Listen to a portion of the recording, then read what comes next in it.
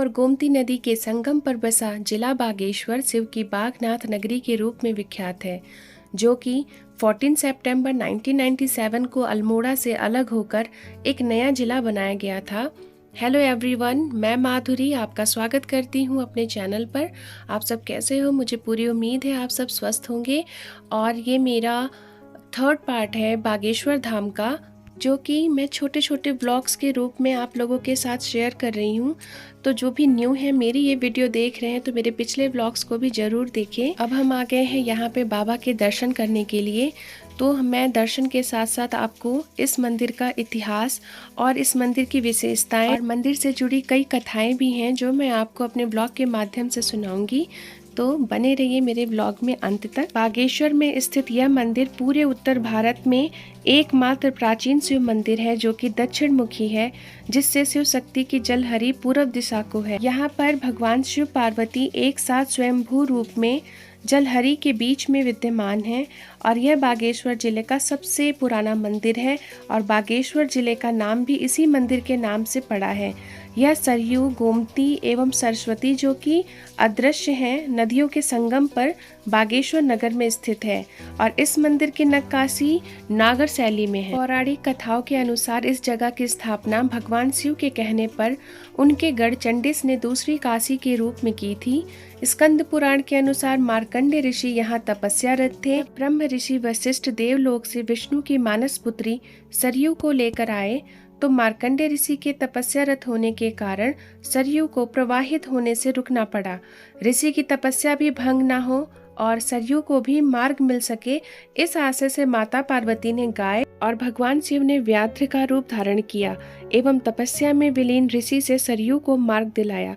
स्कंद पुराण में यह भी कहा जाता है कि यहाँ शिव और पार्वती दोनों ही स्वयंभू रूप में प्रकट हुए हैं। अन्य कथा के अनुसार जब बागेश्वर पर चंद्रवंश का अधिकार हुआ तो उस समय के राजा चंद्रेश जो कि शिव भक्त थे, उन्होंने 1602 में बागेश्वर में शिव जी का एक विशाल मंदिर बनवाया और उस मंदिर का नाम बागनाथ पड़ा।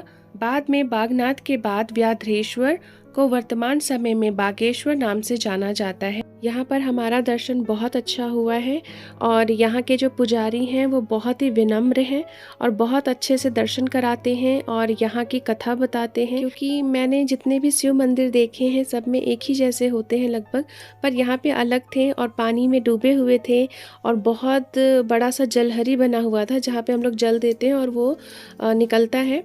तो इस वजह से मुझे हुआ कि ऐसा रूप क्यों है, तब मुझे ये कथा नहीं पता थी। तो वहाँ के पंडित जी ने बहुत अच्छे से हमें समझाया।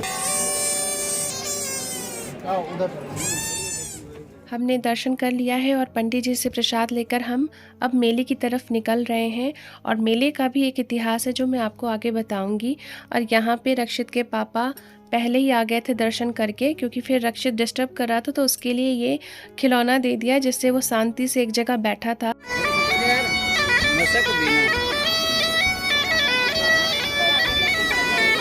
जब हम यहाँ पर पुल पार कर रहे थे तो यहाँ पर एक अंकल इतना अच्छा पहाड़ी धुन बजा रहे थे और मुझे लग रहा है ये उत्तराखंड की ही धुन है और जो बहुत अच्छी है। तो मैंने सोचा था कि मैं इस अपने व्लॉग में ज़रूर लूँगी। और यहाँ के जो पुलिस हैं, जो भी श्रद्धालु आए थे उनके साथ बिल्कुल भी मिसबिहेव नहीं करते, बहुत अच्छे से बहुत आराम से समझाते हैं, भीड़ को हैंडल करते हैं। और आई लव बागेश्वर का बोर्ड लगा था यहाँ पर। और ये मेले में अभी तो हम लोग पहले ही चले गए थे ना, तो अभी तैयारी चल रही थी और काफ़ी हद तक पूरी भी हो गई थी।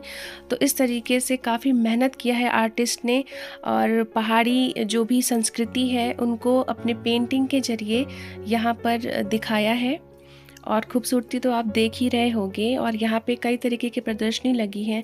और मेले का इतिहास जो मैं आपको बताती हूँ। उत्तरायणी मेले का आयोजन वर्षों से होता आ रहा है और भारत की आज़ादी की लड़ाई के दौरान उत्तरायणी मेले ने भी प्रमुख भूमिका निभाई थी। इसने कई राजनीतिक और सामाजिक क्रांतियों को देखा है। पंडित बद्रीदत्त पांडे जी के नेतृत्व में चलाए गए आंदोलन में हरगोविंद पंत जी, विक्टर मोहन जोशी, ईश्वरी लाल शाह आदि की सहभागिता के साथ मकर संक्रांति के दिन ही 1921 में सरयू बगड़ में सरकारी रजिस्टरों को फाड़कर सरयू की अविरल धारा में बहा दिया था, जो कि बागेश्वर के उत्तरायणी कौतिक के इतिहास का गौरवान्वित है। इसी आंदोलन की सफलता के बाद बद्रीदत्त पांडे जी को कुमाऊं केसरी की उपाधि मिली थी। 1929 में महात्मा गांधी ने भी उत्तराखंड के बागेश्वर जिले का दौरा किया था। यहाँ पर लोग भगवान बागनाथ के दर्शन और संगम पर डुबकी लगाने तो आते ही हैं, साथ साथ व्यापार हेतु व्यापारी भी कुमाऊं के साथ साथ गढ़वाल, नेपाल, तराई आदि जगहों से आते हैं। और बागेश्वर में उत्तरायणी मेले को कुमाऊं का सबसे बड़ा मेला कहा जाता है, जहां लगभग हजारों की संख्या में लोग पहुंचते हैं। पुराने समय पर भी तिब्बत प्रदेशों से, गढ़वाल से, नेपाल और देसी व्यापारी भी आते थे। मेले में कई तरीके के हाथों से बने हुए वर्तमान सामान का व्यापार होता है, जैसे कि तरह तरह के बर्तन, काठ के बर्तन, चटाइयाँ, दरी, कंबल, ये सारी चीज़ें यहाँ पे मिलती हैं।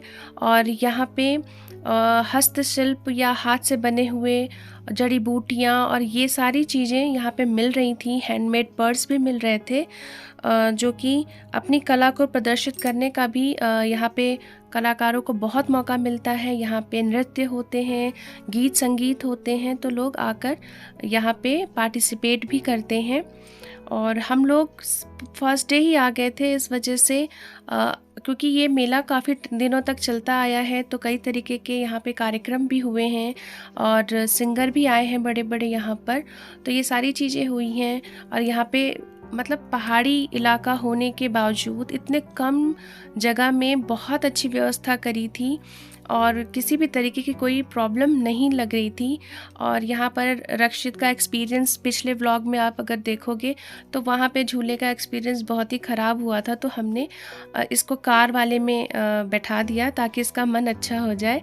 और यहाँ पे वो काफ़ी इन्जॉय कर रहा था और हमें भी समझ में आ गया है कि किस तरीके के झूले अभी रक्षित के लिए अच्छे हैं। का मजा ऐसे हो जाता है।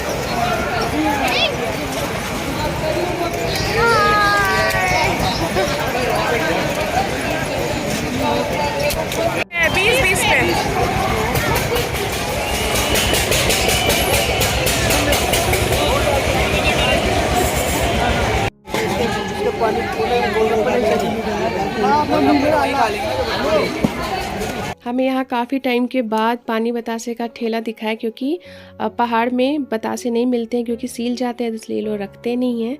बहुत डिलीशियस था, बहुत ज़्यादा, जैसा हमें लखनऊ में हमें खाने को मिलता है वैसा। मेले में सारी चीज़ों के साथ साथ यहाँ पर भोटिया कुत्ते भी बिक रहे थे, तो जो डॉग लवर हैं वो यहाँ से ले जा सकते हैं। कहाँ से मार रहे होंगे लाइट?